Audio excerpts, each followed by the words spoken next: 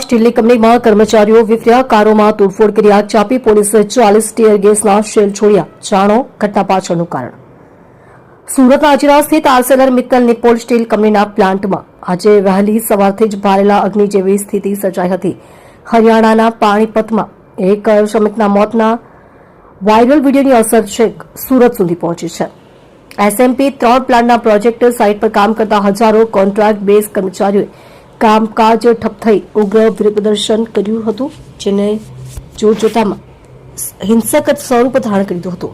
ઘટનાનું મુખ્ય કારણ અને આક્રોશ. સોશિયલ મીડિયા પર પાણીપતની એક ઘટનાનો વિડીયો વાયરલ થયા બાદ હજીરાના શ્રમિકોમાં રોષ વ્યાપ્યો હતો. આ આક્રોશમાં વર્ષોથી પડતર પડેલ પ્રશ્નો અને પગાર વધારાની માંગણીઓ ભળતા સ્થિતિ વધુ વણસી હતી.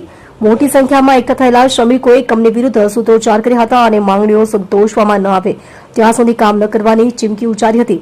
હિંસક વળાંક, તોડફોડ અને આગજની વિરોધ પ્રદર્શન દરમિયાન મામલો ગરમાયો હતો અને ઉશ્કેરાયેલા શ્રમિકોએ કંપનીના પરિસરમાં રહેલ ખાનગી કારોમાં તોડફોડ શરૂ કરી હતી. સ્થિતિ ત્યારે વધુ ગંભીર બની જ્યારે પ્રદર્શનકારીઓએ ફાયર ફાઇટરની ગાડીને નિશાન બનાવી તેમાં આગ ચાંપી દીધી હતી.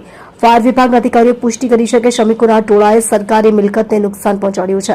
પ્લાન્ટમાં ચારે તરફ અફરાતફરીનો માહોલ સર્જાયો હતો અને અધિકારીઓમાં ફફડાટ વ્યાપી ગયો હતો.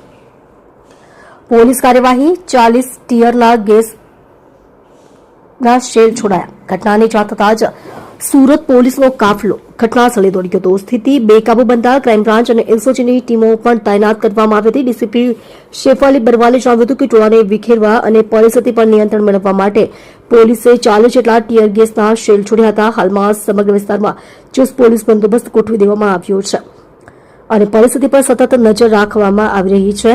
કંપની અને L&Tનું નિવેદન.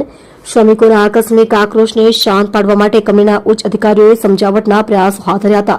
આ પ્રોજેક્ટ સાથે સંકળાયેલી લાર્સન એન્ડ ટર્બો કંપનીએ સત્તાવાર નિવેદન જારી કરતા કહ્યું હતું કે અમે શ્રમિકોના હિત માટે કટિબદ્ધ છે. જ્યારે પણ ગુજરાત સરકાર નવા લેબર કોડનું નોટિફિકેશન બહાર પાડવામાં આવશે ત્યારે તેના તમામ નિયમો અને જોગવાઈઓ તાત્કાલિક અસરથી લાગુ કરવામાં આવશે. હાલમાં હજીરા પ્લાન્ટમાં તણાવપૂર્ણ શાંતિ છે. શ્રમિકો હજુ પણ પોતાની માંગણીઓ પર અડગ છે, જ્યારે પોલીસ હિંસા કરનારા તત્વોની ઓળખ કરી કાયદેસરની કાર્યવાહી કરવાની તૈયારી કરી રહી છે. તમે જોઈ રહ્યા છો DNY ન્યૂઝ ચેનલ રમનદીપ કૌરની સાથે.